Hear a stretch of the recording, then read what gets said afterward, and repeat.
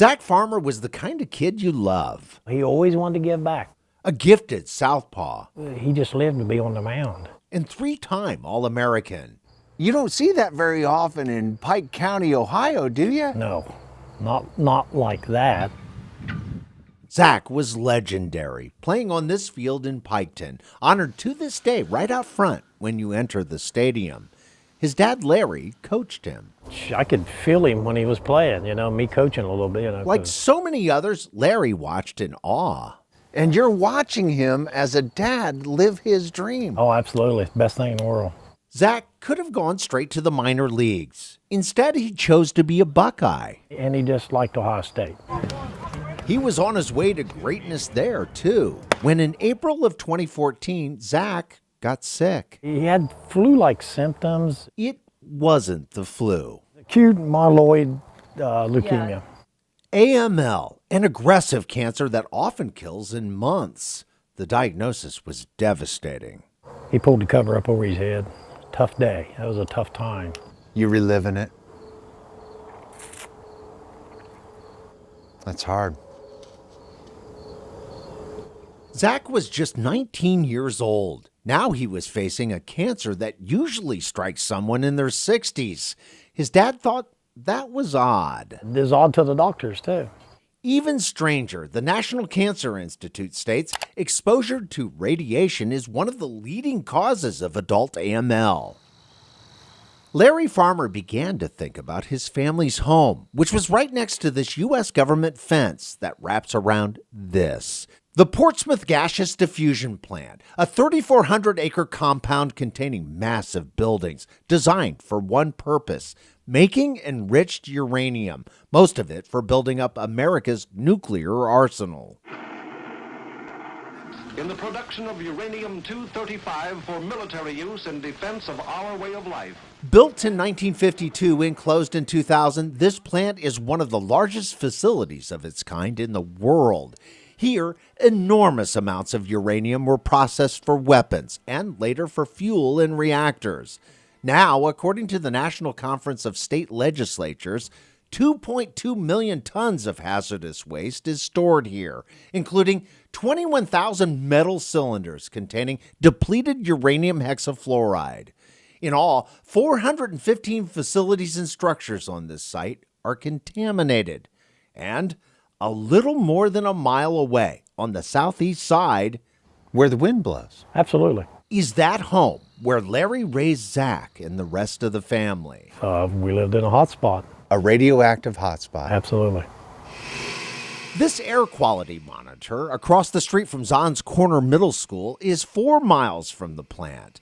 In 2017, the monitor picked up Neptunium-237, and in 2018, Americium-241. Both are known cancer causers. The U.S. Department of Energy, or DOE, which oversees the plant and the monitor, disclosed those findings last year. After additional tests revealed enriched uranium inside the school, Zons Corner was closed in May of last year. In response to our questions, a spokesperson at DOE's Portsmouth Paducah Project Office wrote to me stating there is no radioactivity detected above naturally occurring levels, insisting there is no public health or safety risk from radioactive material preventing Zons Corner Middle School from opening. The school district's superintendent says the school board made the right decision to close Zons Corner. DOE said it was fine. Well, DOE still says it's fine. it's not fine. Any level of radiation, in my mind, is not something that's suitable for children. Larry Farmer's family home was 4 times closer to the plant than Zons Corner Middle School. I blame myself for living there. He says his son talked to him about that. We probably lived in the wrong place. He said that. Sure. You moved from there. Yeah. Why? I never really moved back in after Zach was diagnosed. Zach endured agonizing treatments. Yeah, I seen him crying. And never seen him cry. Battling to make it back to the mound. That's all he wanted to do. Just get back and play the game. Get back and play the game. Yeah. And for a brief moment, it looked like he would. The cancer was in remission. But in 2015, The cancer came back. Yeah. within weeks, a doctor delivered tragic news. And she just said, Zach, it's got you. I imagine you cried together.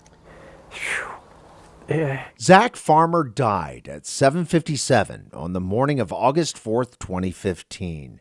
His father lost more than a son. That was my best friend. Now Larry Farmer looks out over his new property, many miles away from the house where he and Zach once called home. Zach Farmer lost his life to leukemia, but his father believes what caused his son's cancer was drifting in from that plant right next door. What killed your son?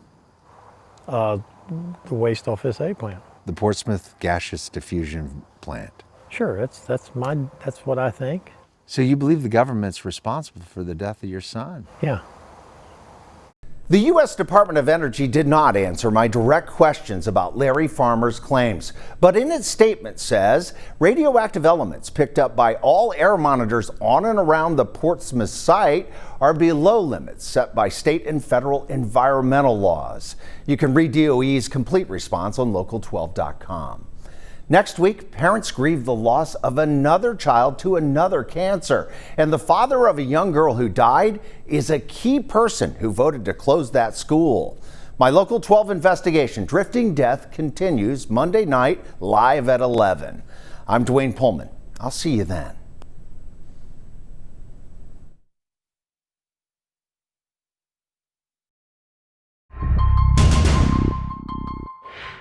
Across Kentucky, crowds gather. Hundreds of people are being packed into a small room. As roosters in rings fight to the death. They don't stop the fight until one bird is dead. This is cockfighting. This is torture and death, and for gambling. The crews capturing these cockfights on hidden cameras are part of an undercover operation run by the Humane Farming Association, or HFA, and a group called Showing Animals Respect and Kindness, or SHARK. We have the technology to go undercover. We use our drones. We meet up with SHARK as members launch one of those drones. Holy jeez. In a clearing near Morgantown, this tan building comes into focus. It's a cockfighting arena. So this is a major cockfighting operation. Lots of vehicles are arriving, Probably looking at 150 plus vehicles. with lots of plates from out of state. From Illinois, from Indiana, I believe it was Alabama, lots from Tennessee. They have to pay to park. $30, sir. Inside, the betting is fast and furious. It looks like one of those trading floors, right? As roosters bred for battle are coaxed by their handlers to continue to fight, often with fatal injuries. There's nothing natural about any of this. The U.S. Animal Welfare Act is supposed to make cockfighting a felony, but in Kentucky it's classified only as a misdemeanor. And the language in Kentucky's law is confusing and difficult to enforce, stating it's a crime to be a spectator or vendor at an event where a four-legged animal is caused to fight for pleasure or profit. Roosters, of course, have two legs. Kentucky, unfortunately, is a nexus of cockfighting because of their weak laws. Even in the midst of a pandemic, hundreds of people are crammed into these cockfighting arenas with no protection against the spread of COVID-19. I didn't see one mask, I didn't see one glove, and I saw no one on social distancing. And we're talking a substantial crowd. Right. It is a self-contained Petri dish for a virus to spread. But experts say there's another health issue here that's just as serious. There are types of bird flu that are pretty much common in... Dr. Ethan Taylor, a professor of chemistry and biochemistry at the University of North Carolina, Greensboro, says birds are a breeding ground for diseases that threaten humans. Salmonella, Listeria, Mycobacteria, Campylobacter. And an avian coronavirus. Chickens and other poultry are routinely killed to stop the spread of disease. In 2015, according to this congressional report, more than 48 million chickens, turkeys, and other poultry were euthanized to stem the spread of avian influenza, which can infect humans. Despite that threat, blood and biohazards from the birds mix directly with humans at these cockfights.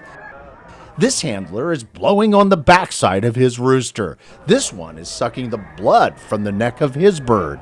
And this man places the entire head of his rooster in his mouth. All are common techniques at cockfights to keep those roosters alive and fighting. They literally suck the blood and pus out of the back of the roosters who are wounded neck because that revives them. One video. That's disgusting. Oh, it's completely. Well, every aspect of cockfighting is disgusting.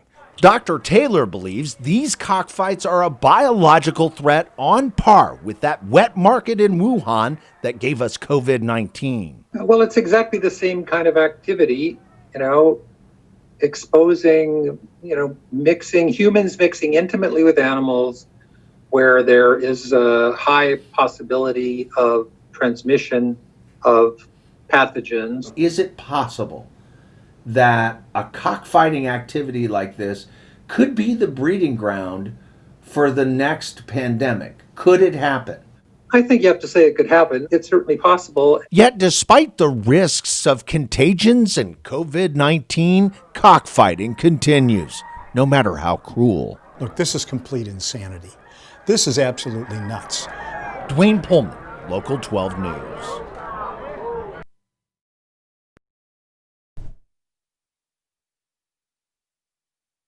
You look good.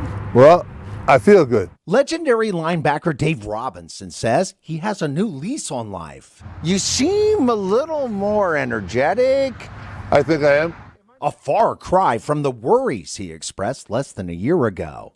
I don't want to get to that point where I don't recognize my friends and don't know where I am. This past winter, Robinson told me he suffered from murky memory, sleeplessness, and agitation, blaming it all on countless concussions he received playing football, including the years he helped lead the Green Bay Packers to victory in Super Bowls I and II. How many concussions do you think you had? Oh, more than you have fingers and toes. Now, for the first time in decades, Robinson says his mind is clearing. You feel better. Yes. More memory coming Yes. back. He credits his recovery to treatments he received in this chamber. The treatment is called hyperbaric oxygen therapy, or HBOT. It was originally designed to treat divers with the bends, which is why each session is called a dive. I did 40 dives. During these dives, the chamber pressurizes, pushing 100% oxygen into the lungs, which carry that pure oxygen to damaged sections of the brain. MRI images reveal sections of a brain filled with blue, dormant from injuries, lighting up in green with new activity after HBOT. Dozens of studies show HBOT helps heal wounded brains. That means HBOT could be a game changer for players suffering from chronic traumatic encephalopathy, or CTE, a degenerative brain condition caused by repeated blows to the head. In 2017, this study examined the brains of 111 former NFL players. 110 of them had CTE. Yet the FDA, which approves HBOT for treating 14 conditions, does not approve it as a treatment for brain injuries, saying there aren't enough rigorous studies to prove it works. Who worries about the long-lasting effects of all those concussions that you've received, even if it's just one? Are you worried? Yeah. Some of the greats of the game, including Robinson, are on the board of the Pro Football Retired Players Association. Led by Executive Director Bob Schmidt, the board voted to try HBOT themselves. We're going to use our retired players to really bring this issue forward. And not surprisingly, leading the way is 79-year-old Dave Robinson, a giant on the field who's already enshrined at the Pro Football Hall of Fame. Now, Robinson says, he has one more run at greatness to be living proof that HBOT works. Is HBOT going to be part of your legacy now too? I hope it is. I hope when I'm 100, I still have my memory and still have my faculties can still move around, and I can tell people I owe it all to HBOT. I'm Duane Pohlman for Spotlight on America.